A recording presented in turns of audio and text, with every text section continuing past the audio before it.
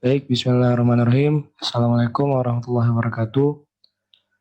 Kami dari kelompok 5 akan menjelaskan tentang fase gerak kromatografi gas, cair, dan superkritik.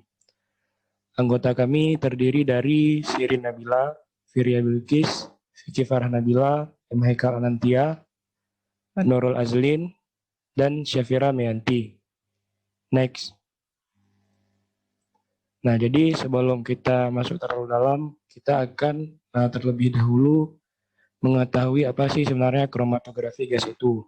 Nah, jadi kromatografi gas merupakan jenis kromatografi yang umum digunakan dalam kimia analitik untuk memisahkan dan menganalisis senyawa yang dapat diuapkan tanpa dekomposisi. Penggunaan khas gizi sendiri ini ialah untuk menguji kemurnian zat tertentu, memisahkan berbagai komponen campuran. Dalam kromatografi preparatif, gizi biasa digunakan untuk membuat senyawa murni dari suatu campuran. Nah, jadi metode pemisahan suatu campuran menjadi komponen-komponen pada gizi itu nantinya didasarkan pada interaksi fase gerak dan fase diam. Next. Selanjutnya kita akan menjelaskan prinsip dasar dari kromatografi gas atau gizi sendiri. Nah, jadi di sini kawan-kawan bisa melihat bahwa ada 6 komponen prinsip dasar dari gizi. Yang pertama ada carrier gas, flow controller, sample injector, column oven, detektor, dan kromatograf. Jadi yang pertama itu gas carrier. Nah, gas carrier ini dia bertindak sebagai fase gerak, di mana gasnya itu terdiri dari helium, nitrogen, hidrogen, dan lainnya yang terhubung ke pipa atau selang yang menghubungkannya ke flow controller. Selanjutnya di nomor 2 ada flow controller. Jadi flow controller ini dia berfungsi mengatur jumlah keluaran gas dari gas carrier, yaitu helium, nitrogen, dan yang tadi disebutkan. Selanjutnya gas carrier akan menuju ke kolom. Sebelum ke kolom, ia akan melewati sampel injektor. Nah, jadi di sini sampel injektor akan bertindak untuk mengeluarkan sampel sesuai dengan algoritma yang telah diprogram dengan komputer. Selanjutnya akan masuk ke tahap kolom yang bertindak sebagai fase diam. Di sini akan terjadi naik atau turunnya suhu sehingga material sampel menguap dan terbawa oleh fase gerak, yaitu gas carrier. Selanjutnya ia akan masuk kepada detektor. Jadi detektor akan membaca ketika senyawa volatil pada sampel menguap. Detektor akan menangkap signal-signal data dan kemudian diterjemahkan menjadi data yang mudah dipahami dalam bentuk diagram. Nah, selanjutnya yang terakhir akan dihasilkan kromatograf, yaitu hasil akhir yang keluar di layar komputer, di mana di situ terdapat data hasil analisa sampel. Next, selanjutnya oleh teman kami. Seperti yang telah disebutkan sebelumnya, bahwa kromatografi gas didasarkan pada interaksi antara fase gerak dan fase diam. Fase diam merupakan lapisan cairan mikroskopik atau polimer yang berada di dalam tabung kaca atau logam yang disebut kolom. Nah, fase gerak dalam kromatografi gas adalah gas pembawa. Gas pembawa harus bersifat inert secara kimia. Apa itu inert? Inert merupakan penggambaran suatu zat yang tidak reaktif secara kimia, atau dengan kata lain tidak berefek apa-apa ataupun sangat kecil efeknya. Contoh gasnya adalah nitrogen, helium, dan argon, bergantung pada sampel dan jenis detektor yang digunakan. Selain itu, koefisien difusi pada sampel juga harus rendah. Next. Terdapat 6 buah komponen di dalam kromatografi gas, antara lain yang pertama ada injection port. Injection port ini berfungsi sebagai tempat memasukkannya analit atau sampel yang akan dianalisis. Cairan analit ini dimaksudkan dengan bantuan suntikan dalam jumlah volume tertentu. Yang kedua ada capillary column.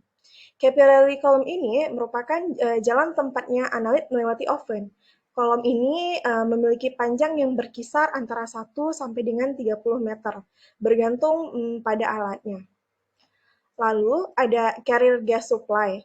Carrier gas supply ini merupakan komponen yang berfungsi sebagai penyuplai gas, pembawa atau fasa gerak dalam kromatografi gas.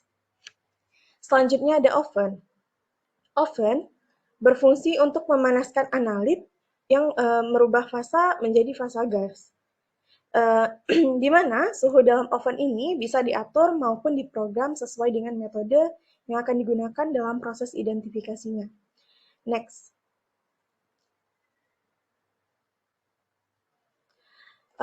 Lalu ada detektor. Detektor berfungsi sebagai pendeteksi komponen-komponen zat yang sudah berhasil dipisahkan.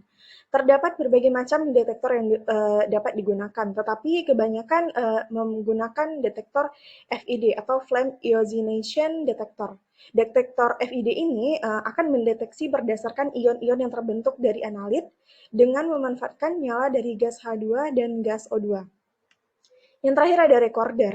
Recorder berfungsi sebagai pencatat hasil pendeteksian yang terjadi dalam detektor. Hasil recorder disebut dengan kromatogram dan berbentuk puncak-puncak dari komponen yang terdapat dalam campuran yang analit yang dianalisis. Dapat dilihat pada gambar pada angka 1 itu merupakan injection port, yang kedua merupakan capillary column, yang ketiga merupakan carrier gas supply, dan keempat oven, kelima detektor, lalu yang terakhir keenam adalah recorder. Next. Selanjutnya ada kromatografi cair. Kromatografi cair atau liquid kromatografi adalah suatu metode pemisahan ion atau molekul yang larut dalam suatu larutan fase gerak berupa zat cair. Ada beberapa jenis kromatografi cair, di antaranya kromatografi cair kinerja tinggi atau HPLC, kromatografi kolom, kromatografi lapisan tipis, absorpsi, dan kromatografi kertas atau partisi. Next.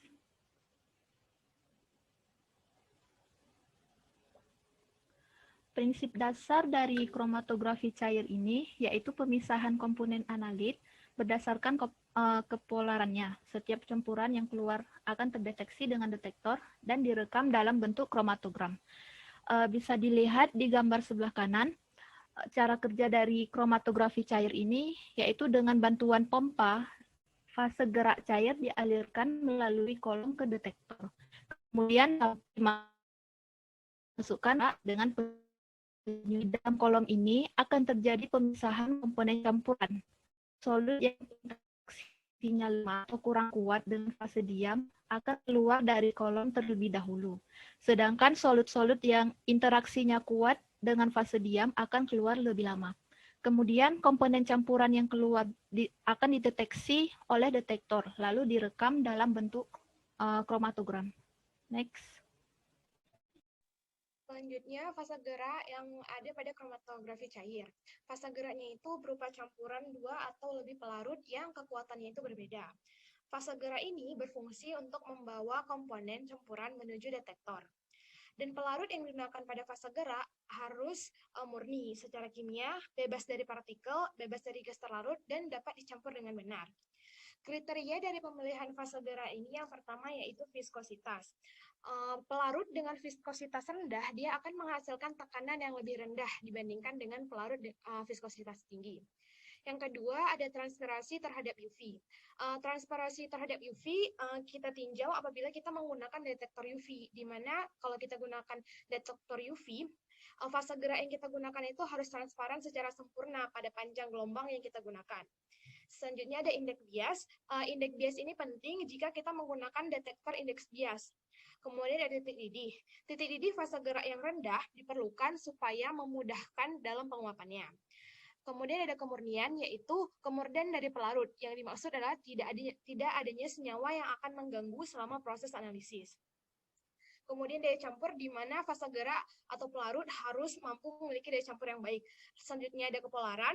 Kepolaran ini tergantung dari kolom yang akan kita gunakan. Jika kita menggunakan kolom fase normal, maka makin polar fase geraknya akan semakin pendek waktu elusi yang dibutuhkan. Jika kita menggunakan kolom dengan fase terbalik, peningkatan kepolaran ini akan memperlama waktu elusi. Berikut adalah contoh fase gerak yang sering digunakan, seperti acetic acid, acetonitrile, alkalin, kloroform, dimethyl sulfoxide, etanol, etil lasetat, ethylene chloride, metanol, methylene chloride, methyl butylater, nitrometen, propanol, tetrahidrofuran, triethylamine, dan air. Selanjutnya adalah komponen-komponen kromatografi cair. Yang pertama ada penampung solvent, yaitu merupakan wadah fase gerak. Penampung solvent ini harus bersih dan lembab atau inert.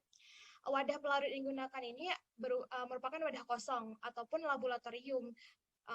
Kemudian wadah ini biasanya dapat menampung fase gerak antara 1 sampai 2 liter jumlah pelarutnya. Selanjutnya ada pompa.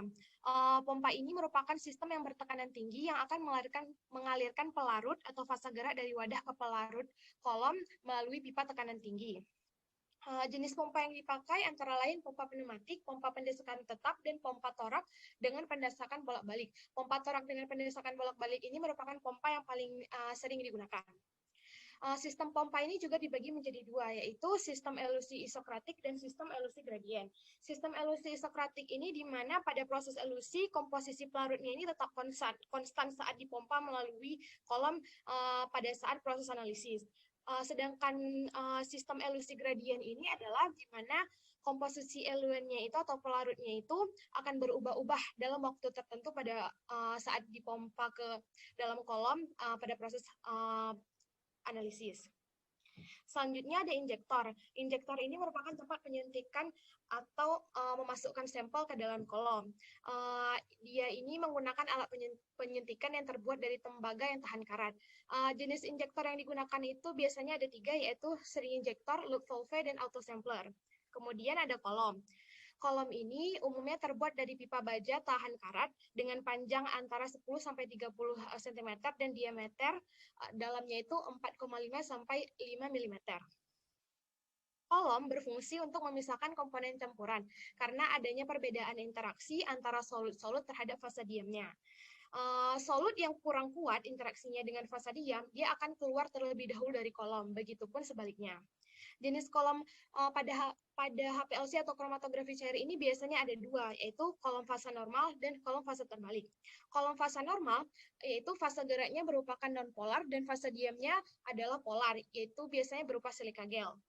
Kemudian pada fase terbalik, fase geraknya itu merupakan senyawa polar dan fase diamnya merupakan senyawa nonpolar yang berupa atom C18, C8, dan C2. Selanjutnya ada detektor. Detektor ini berfungsi untuk mendeteksi keberadaan komponen yang telah melewati kolom dan memberikan sinyal elektronik. Detektor yang baik itu harus memiliki sensitivitas yang tinggi, gangguan yang rendah, kisaran respon linier yang tinggi, dan memberikan respon untuk semua tipe senyawa. Jenis detektor HPLC biasanya terbagi jadi 2 golongan, yaitu detektor universal dan detektor yang spesifik. Detektor universal yaitu mampu mendeteksi zat secara umum, tidak bersifat spesifik dan tidak bersifat selektif. Contohnya itu seperti detektor indeks bias dan detektor spektrometri massa. Detektor yang spesifik itu adalah detektor yang hanya akan mendeteksi analit secara spesifik dan selektif. Contohnya itu detektor UV vis, detektor fluorensi, dan elektrokimia.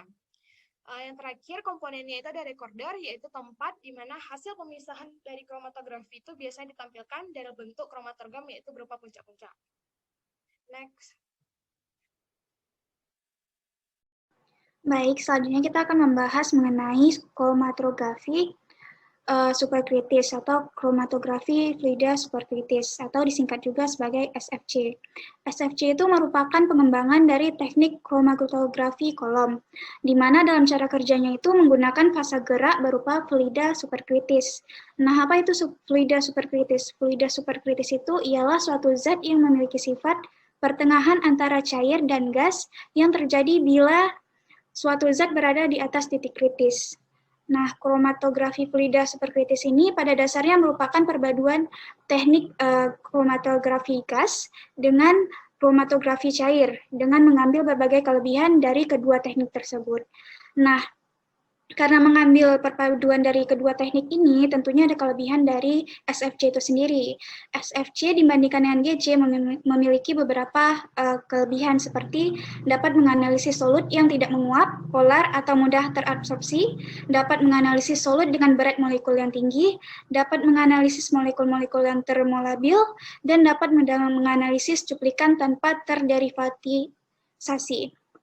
Kemudian jika dibandingkan dengan kromatografi cair, kelebihannya itu adalah teknik SFC ini merupakan teknologi yang ramah lingkungan, tidak menghasilkan limbah bahan kimia baru ke alam, pemisahan umumnya berlangsung lebih cepat, dan pada jenis kolom yang sama dapat dia itu efisiensinya lebih baik, efisiensi pemisahannya lebih baik.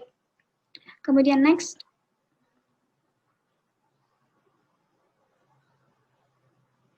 Kemudian prinsip dasarnya adalah pada SFC itu prinsipnya perbedaan distribusi komponen-komponen di antara dua fase dengan menggunakan fluida superkritis sebagai fase gerak. Nah, di sini ada diagram fase, yaitu diagram fase suatu materi terhadap temperatur dan tekanan, di mana saat fase gerak di bawah temperatur kritis, di sini temperatur kritis itu ada terlihat pada simbol TC di dekat tulisan temperatur ya. Kemudian pada saat fase gerak berada di bawah temperatur kritis dan di atas tekanan kritis atau pada gambar disebut critical point, ia bertindak sebagai cairan sehingga ini disebut sebagai kromatografi cair atau LC. Kemudian pada saat fase gerak berada di atas temperatur kritis dan di bawah tekanan kritis, ia bertindak sebagai gas. Sehingga teknik ini dikatakan sebagai kromatografi gas. Di sini kromatografi gas ini dapat dilihat pada daerah yang berwarna hijau, dan kromatografi cair dapat dilihat pada daerah warna biru, sedangkan untuk fluida superkritikal ada di daerah berwarna kuning. Next.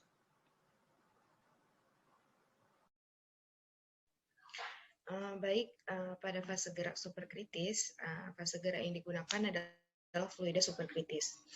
Fluida superkritis adalah suatu zat yang memiliki sifat pertengahan antara cair dan gas. Terjadi bila suatu zat berada di atas titik kritis. Contoh fluida superkritis adalah karbon dioksida, amonia, nitrogen oksida, etana, pentana, diklorodifluorometana, dietil eter, tetrahidrofuran. Sifat fisikal fase gerak yaitu kelarutannya harus tinggi, difusivitas tinggi lebih baik dari cairan, viskositasnya rendah, densitas tinggi, tegangan permukaan rendah seperti gas. Lanjut. Fase gerak yang digunakan pada komponen SFC itu ada fluida superkritis. Fluida superkritis yang sering digunakan adalah karbon dioksida karena pelarut yang sangat baik untuk molekul organik, dapat meneruskan sinar UV, tidak berbau, tidak beracun, mudah diperoleh dan murah. Pada fase gerak sering ditambahkan modifier untuk meningkatkan kelarutan analit dalam fase gerak, sehingga dengan demikian dapat meningkatkan selektivitas pemisahan. Contoh modifier itu ialah metanol. Komponen SFC lainnya yaitu pompa. Pada komponen pompa itu ada dua pompa. Pemilihan jenis pompa disesuaikan dengan kolom yang digunakan. Maka ada dua pompa yaitu reciprocating pump dan shearing pump. Reciprocating pump ini digunakan pada kolom terkemas dengan kecepatan tinggi. Kemudian shearing pump atau jarum pompa itu digunakan pada kecepatan rendah digunakan pada kolom kapiler. Pemasukan cuplikan, sebelumnya cuplikan diluruskan terlebih dahulu dalam pelarut yang cocok. Kemudian cuplikan disuntikan ke dalam aliran fase gerak. Selanjutnya fase gerak membawa cuplikan ke dalam kolom. Lalu komponen selanjutnya ialah oven. Sebuah oven kolom termostat diperlukan untuk kontrol suhu yang tepat dari fase gerak. Umumnya digunakan kromatografi gas konvensional atau oven kromatografi liquid. kolom yang digunakan pada komponen ini ada dua, yaitu kolom terkemas dan kolom kapiler. Kolom terkemas terbuat dari gelas atau logam yang tahan karat atau dari tembaga dan aluminium. Sedangkan kolom kapiler sangat banyak dipakai karena kolom kapiler memberikan efisiensi yang tinggi.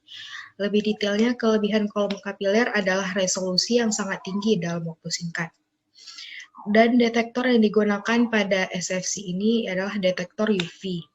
Detektor UV ada beberapa macam yang digunakan, yaitu detektor